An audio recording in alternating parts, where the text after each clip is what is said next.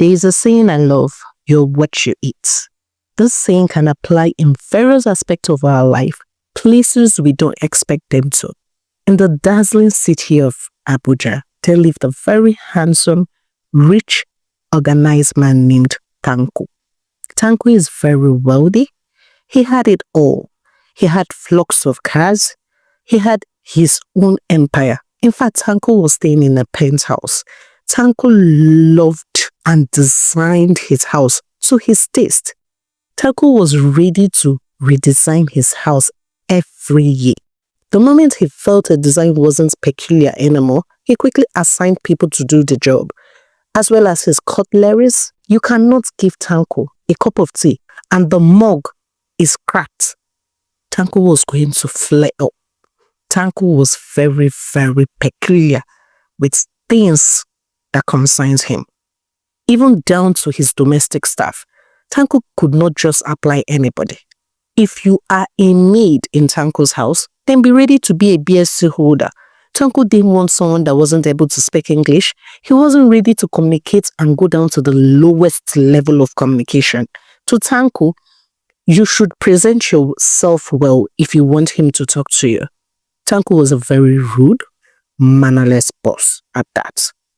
But his domestic staffs weren't bothered because they barely saw him. They all carried out their activities and closed for the day. Nobody slept in his house. No one was assigned a room in Tanko's empire. Tanko was okay living all alone in his house. Tanko is the CEO of Tanko's empire. He had inherited the empire from his dad. His dad was still alive, but Tanko was the one in charge of everything. Tanko was a very diplomatic man. He knew everything he needed. But one aspect of Tanko's life that everyone knew about was that Tanko loved to club. The moment Tanko steps into the latest club, he made it rain. He poured money. Tanko wasn't someone to help a beggar. But the moment he's in the club, Tanko was ready to burn down ₦1,000,000, buying drinks, flirting with different girls. The only people that spend a night in Tanko's house were the sluts he brings to the house. And he had a particular room for them. No one goes upstairs. Whoever was to follow Tanko to his house to live with him sleeps downstairs. And the moment it was 6 a.m., he had a maid that resumes exactly 5:30. The maid was to send whoever came to that house out before he opens his eyes the next morning. Tanko was very, very professional when it comes to his private life. He did not want it too known.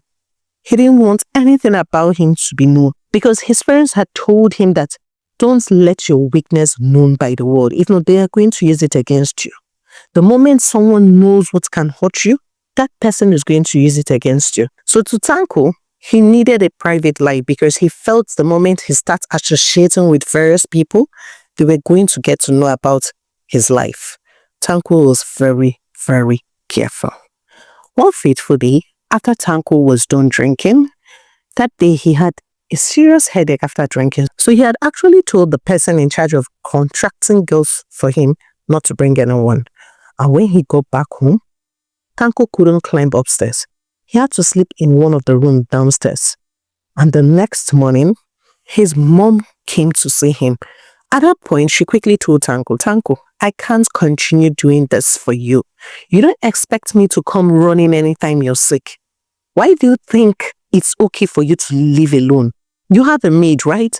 Contract one to stay in the house. At least, if something like this should occur again, you have someone around. Just imagine if something had happened to you the previous night. You know you stay far from us. I can't continue doing this. Tanko quickly told his mom, Mom, you know I don't like anyone in my space. I just love to be alone. The moment I want to talk to people, I prefer doing it outside my home. I'm fine by that. His mom quickly told him, no, Tanko, you can't. You can't live alone. Because sometime, you might die and nobody will know because you're all alone in your house, claiming your space. No one is asking you to make all your domestic staff stay here. I said just one. Tanko said, okay, Mom, I'll think about it. And if I do, I'll let you know. To which his mom said, no problem. She stayed back in Tanko's house hoping to get him recovered, as Tanko was often a very picky eater whenever he was sick. And after 3 days, Tanko had gotten back to his feet. And when his mom was about leaving, he quickly walked up to his mom and said, "Okay, mom, concerning that maid, they stay home. You can get her." His mom was really excited. She was at peace. At least now she had someone she could communicate to in case Tanko was misbehaving or something. She quickly told him, "No problem, I'm going to get a very nice one. The one that her mouth is going to be sealed. I know what you want, don't worry. You're my son, so I should be able to handle your tax well." And Tanko told her, "Thank you very much, mom. So when is she going to resume? 1 week from now, 2 weeks from now?" His mom turned and said, 1 week. "Tanko, she's resuming in 2 days' time, so get yourself together." Tanko said, "Okay, no problem." So with the passing days, Tanko's mom had brought in a very beautiful, well-organized girl named Hadassah. Hadassah is a very beautiful mannered girl. She's actually a basic holder. She was only taking this job in order to save up money for her dream business. Hadassah had learned how to make up and had the vision of opening her own beauty line. And she also heard that Tanko pays very well. In fact, Tanko pays more than some bank job. So to her, she wasn't seeing it as a big deal. And she wasn't even assigned to a very big job. Her job was just to be there when Tanko needed someone. As Tanko already had a cook, he had a cleaner, he had someone who was in charge of the garden. In fact, Tanko had staffs for everything. So she wasn't even assigned to a very serious job.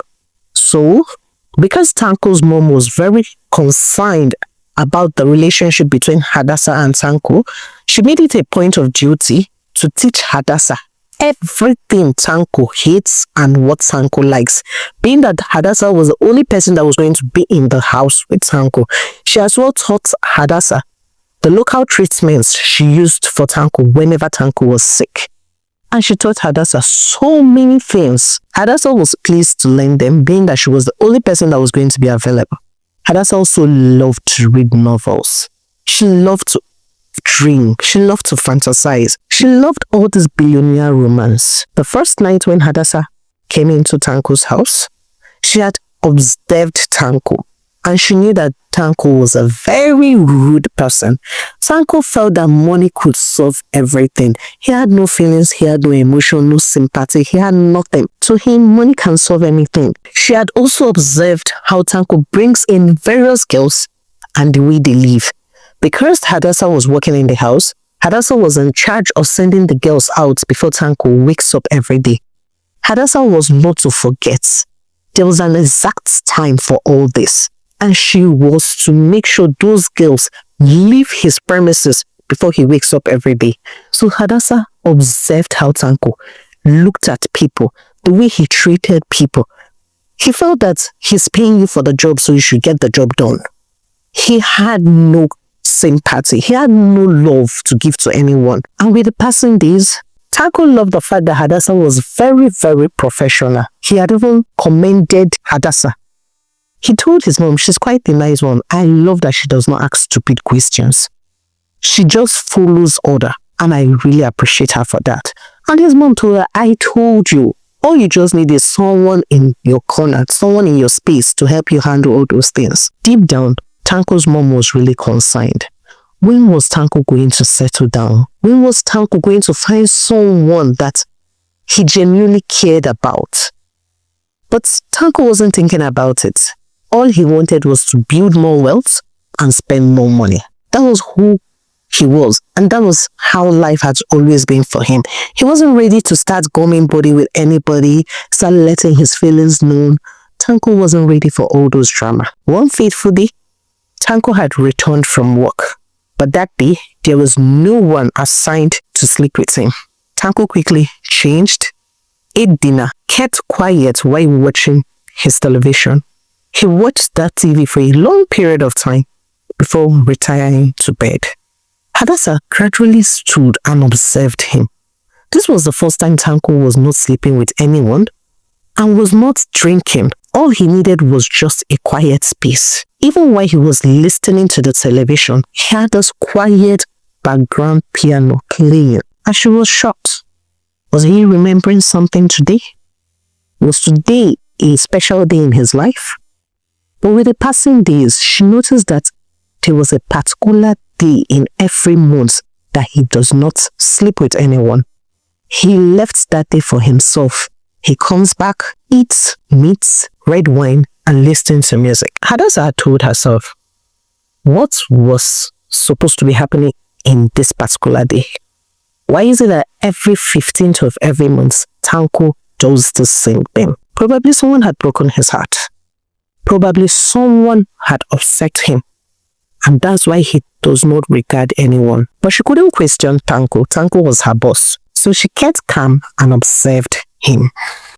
Hadassah, on the other part, had a slight sickness. Something she had not told anyone about. Even Tanko's mom wasn't aware about it. Because she didn't want to lose the job, so she kept it to herself. Hadassah suffers insomnia, and because of that, she had to take a medication every night in order to sleep.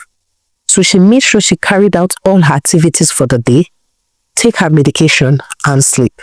Even with the aid of this drug, she made sure she set her alarm very loud in order to wake up every day by 5:30 to send Tanko's slots out of the home. She was very, very careful in order not to get caught. Just until one fateful day, Tanko came back very, very drunk. And while Hadassah was lying down on her bed, she felt a hand touching her and she was really scared. But she was down. The drug had weighed her down. She couldn't scream. She couldn't resist. She felt numb on her bed. Even to open her eyes was a bit difficult for her. But when she had slightly opened her eyes, it was Tanko. And she was shocked. Why was Tanko doing this to her? But she was so weak and she couldn't do anything. Tanko had had his way with her and laid close to her to sleep. This was the first time Tanko was sleeping with a lady. Tanko always slept with the girls and went straight to his bed. But this time around, Tanko slept with her and laid close to her. When Tanko had woken up the next morning, as Tanko woke up before her, Tanko looked surprised as he knew he wasn't in his room. And he knew he wasn't even in the room for the slots. And Hadassah had not even woken up to send the slots out. But the moment he turned, lo and behold, it was Hadassah. And when he looked around him, he found out that he had entered the wrong room. Tanko did not apologize. Rather, he stood up and left. He quickly sent the girls out as he did not even lay with them and gave them transport fare. But the whole house felt quiet for a while. Tanko knew he had done something he had never done before. In his 10 years of chasing wealth and sleeping with women, he had never done this before. Sleeping close to a lady. He had never. And aside that, this was the reason he never wanted a maid. He had so many thoughts while he was showering. He didn't know how to face Hadassah. He didn't know what to say to Hadassah. He didn't know what to do. Tanko quickly left the house even before Hadassah could wake up. And when Hadassah woke up after 1 hour Tanko had left, she actually remembered everything that had happened. Hadassah was heartbroken. She cried. She wailed. She had been keeping her virginity, her flower, for her husband. How could Tanko just take it in one night? How could Tanko break her heart into pieces? How could Tanko do this to her? Was she one of his slots? Did she ever for one day go to him? What was Tanko thinking? Hadassah had it all in her head. She couldn't concentrate. But the moment she came down from her bed, she saw a note on her table stating, "Get yourself checked up in the hospital." Tanko left huge amounts of money for her. Hadassah quickly had her bath, changed, and went to the clinic. And after carrying out all series of tests, she was told she was okay. Hadassah took all necessary drugs that was given to her and she went back home. When she got back home that day, she waited for Tanko to return. This was the first day she was going to talk to Tanko, her boss. And when Tanko returned, Tanko did not say anything to her. Tanko wanted to go to his room and Hadassah quickly said, "Good evening, sir." Tanko turned and looked at her and said, "Good evening. How may I help you?" Hadassah walked up to him and said, I demand an apology. Tanko looked at her and said, "For what?" Apology for what, if I may ask? Hadassah said, you walked into my room, you laid with me, and I never, ever accepted to do that with you. I demand an apology from you. Tanko laughed loud and said, you poor thing, you demand an apology from me. So when I was having it with you, weren't you enjoying it? The way you mourned, the way you screamed, weren't you enjoying it? And now, if I may ask, since you think I did something wrong, the moment you saw me, the moment you saw my hands on you, why didn't you scream? Why didn't you stand up? Why didn't you run away? Why were you still there? Hadassah looked at him and said, sir, I know you can be a very rude person. I don't mind resigning from this job today, but I wasn't able to do anything because of something. I am not feeling fine. I take drugs in order to sleep. So why do you think I want to sleep with you? Tanko was looking at her lost. No one had ever spoken to him before in such a manner. Every other person that had come his way always praised him like he was God. Here was Hadassah, giving him a piece of her mind. She told him, who do you think you are? You don't deserve me. You don't even want me. How dare you? She looked up and looked down and told him, oh, because you own all those things and I work for you, you think I'm your property. I know if I try to get you arrested, maybe I won't succeed. But I want you to know that you are nothing and you remain nothing. You're just a very pitiful person. Someone that does not regard anybody. You are nothing to me. Tanko was trying to understand what was going on. His domestic staff had never in their life spoken to him in such a manner. Hadassah told him, I don't blame you. I don't blame you. I blame your upbringing. Who told you you deserve such a life? So you think you're God that you should be glorified? When you do something wrong, you apologize. You don't stand and try to claim a right. You entered my room. Why? You don't always come downstairs unless you want to sleep with your harlots. So why did you come to my room? Hadassah was very, very upset. And when she was done telling Tanko whatever she wanted to, she packed her belongings and left. When she returned to her own apartment, she couldn't stop crying. How could Tanko do something of such to her? And rather than apologizing, he is claiming to be right. Does he think she's one of those people that wants him?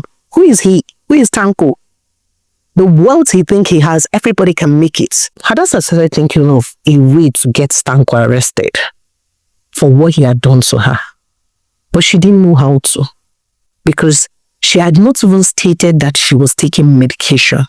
She didn't want to get involved with Tanko in any way. She was trying her possible best. But the thought, the feeling, everything that had happened couldn't just leave her mind. And she told herself that she was going to take her time to process it. Hadassah went to bed that night. The next day, with the little money she had gathered while working for Tanko, she was able to get a shop and she started her makeup business. She became a full-time makeup artist. On the other part, Tanko couldn't forget about Hadassah. First, the way she had spoken to him. Second, the fact that he was able to spend the night with her and he felt okay, he felt good. He had never done it before. In fact, the first lady he had brought from a club and tried sleeping on the same bed with her, he had woken up in the middle of the night to return back to his bed. But sleeping on the same bed with Hadassah felt okay. But he couldn't stop thinking about those words Hadassah had said to him. Tanko was too proud to apologize. Rather, he looked for a way of sending money across to her. But Hadassah rejected it all. She did not want to do anything with him. Those words Hadassah said kept on haunting him. He couldn't stop thinking about it. And with the passing days, Tanko living his life as usual, Hadassah also living her life as usual. Tanko gradually reduced the way he brought girls home, knowing fully well that he didn't want to hurt anybody again. And his mom had told him that she wasn't going to get him any stay-home maid. With what had happened with Hadassah, they were grateful that she had not yet even gone to the police. So in order to avoid something of such, they avoided any stay-home maid. Gradually, Tanko yearned for Hadassah. He wanted to know if there was a deeper connection with him and Hadassah. Why was he able to spend the night with her? Why was he comfortable around her? Why? What was so special about Hadassah? But he couldn't reach Hadassah. As the moment everything had happened, Hadassah changed her location. She changed everything about her. She moved to a different part in Abuja, but somewhere she was not going to say anything or even hear people talk about that rich man, Tanko. She just wanted to start her life all afresh and in a very quiet place. Tanko looked and searched for Hadassah. As Hadassah had blocked his number and blocked everything concerning his family, no one was able to get to Hadassah. He just wanted to know why it felt different with her. Few months down the line, when Hadassah felt that life was being good, her makeup business was going wide, people were getting to know about her, she had projects left, right, center, she had brides to do makeup for. In fact, she was living her best life. One fateful day, she went to the clinic as she was seriously ill. And when the doctor was done carrying out all series of tests, the doctor had told her that she was pregnant and she was about to be giving birth soon. Those words were not actually sounding right in her ear. She was pregnant and she would be giving birth soon. How possible was that when she was seeing her menses? The doctor told her it's possible. And the baby you're carrying is at risk. Hadassah became scared, very, very scared. She didn't know what to do. At first, she wanted to get rid of the baby. Obviously, that baby was a mistake. But at the same time, she asked herself, she can't give life, so why kill? So she made up her mind that she was going to have the baby. And she was ready to do everything to have the baby. Hadassah stayed in the hospital for a total of 2 months. And when it was time for her to give birth, she gave birth to a very handsome baby boy. Hadassah loved her son. Although she could see Tanko in the eyes of her son, but she didn't want to hate her son because of Tanko. She didn't want anything to do with Tanko. But at the same time, this boy had her own blood too. She loved everything about her son. Hadassah nurtured her son and gradually brought her son in the right way. She didn't know the story of Tanko and she didn't want that life in her son. And with the passing days, Hadassah and her son grew, living in peace, living their best life. Tanko on the other part still remained single. Not married, still living like a normal bachelor. Goes to work every day and go back home clubbing, drinking, and sleeping with various ladies. One fateful day, Tanko had stopped by a supermarket to get something, and a little boy who was playing with his toy mistakenly hit him. The moment he had bent down to pick up the toy and yell at the child, he could see himself in the child. The child was his replica, and he was shocked.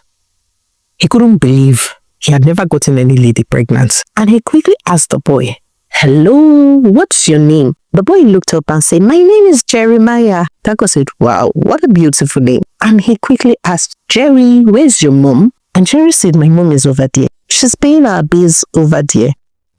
So Tanko held his hands and walked towards the direction he had pointed. And lo and behold, it was Hadassah. Tanko couldn't believe. Wow. Tanko wanted to talk to Hadassah, but Hadassah wasn't willing to listen to whatever Tanko had to say. Hadassah quickly told Jeremiah, "Jerry, come to Mama." Jeremiah quickly ran to his mom. She held his hand and she left. Tanko dropped everything and quickly followed up. And when he got to her car, he kept on apologizing that he was sorry that he never knew what had happened. Hadassah wasn't willing to listen. She entered her car and zoomed off. Tanko quickly told his driver to follow Hadassah. He was ready to chase her to anywhere she was going to. Hadassah knew she wasn't a fast driver and she wasn't even going to win if they should continue the car race. So she quickly parked and wanted to listen to whatever Tanko had to say. So Tanko apologized for the way he had spoken to her 3 years back, apologized for everything that had happened. Hadassah said, "No problem, I've forgiven you." Tanko told her, "I was looking for you. You can ask anybody." I just wanted to know why you were different. Hadassa looked at him and said, let the past remain in the past. So what's the issue now? Why are you here? And Tanko pleaded that he wanted to be in the life of his son. He wanted to have a deep connection with his son. Hadassa said, okay, no problem. I'll think about it and I'll get back to you. Hadassa and Tanko exchanged number as Hadassa changed her line long ago, and over the days they got talking. Hadassa knew that Jeremiah really loved Tanko. Whenever Tanko was around, Jeremiah was a total different person. The way she watched them play, the way Jeremiah was always excited whenever he was spending the weekend with Tanko. She had to let Tanko in the life of her son so that he could live happy. But with the passing days, Tanko and Hadassa had a deeper connection. They were gradually getting close, getting to know one another, getting to love one another. And it was during this period that Tanko had to open up and tell Hadassa how he had a very crazy upbringing, how his parents were never ever available. In fact, his parents made it look like money could solve everything.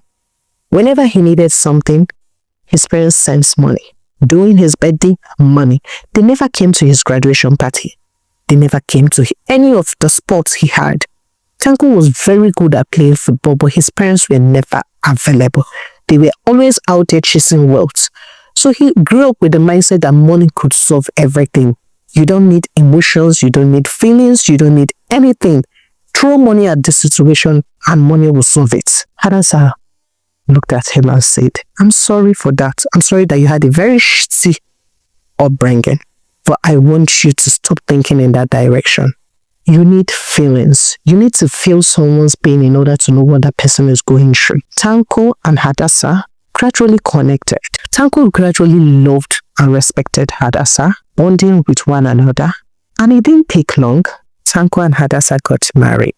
Hadassa remained the best gift Tanko ever had, as Hadassa brought him nothing but joy, peace, love, understanding. In fact, Hadassa held his hand and made him see life from a different perspective. Tanko learned how to love. Tanko learned how to care. Tanko learned how to show sympathy when necessary. Hadassa told him that when people get to know your weakness, it's not bad. It's not always bad. They had a total of 4 kids. These kids were taught to love. Tanko decided within him to always be present in the life of his children, knowing fully well what he had suffered while growing up, knowing fully well how what his parents did to him affected him. He and his wife Hadassa made sure to always be in the life of their kids. They taught their kids to love and respect one another. Thank you very much for listening to the story of the day. We still remain your favorite storyteller, Zika. I would like you to share what you've learned from the story. For me, what I learned from the story is that whatsoever you feed your child, that is what your child will be. Tango wasn't shown love. He was made to believe that money could solve everything. And that's why he had no regard for anyone. And I'm so glad that Hadassa came his way, because with the presence of Hadassa, Tanko had a different life. And he was able to have a better life much after. Please, it's your favorite storyteller, Zika. If you've not subscribed, what are you waiting for? Please hit the subscribe button. And for our returning subscribers, thank you very much. God bless you. Thank you for always supporting me. Thank you for always watching my stories. We still remain your favorite storyteller, Zika. Please do not forget to share our stories to your loved ones. So we'll see you again in our next story. Bye for now.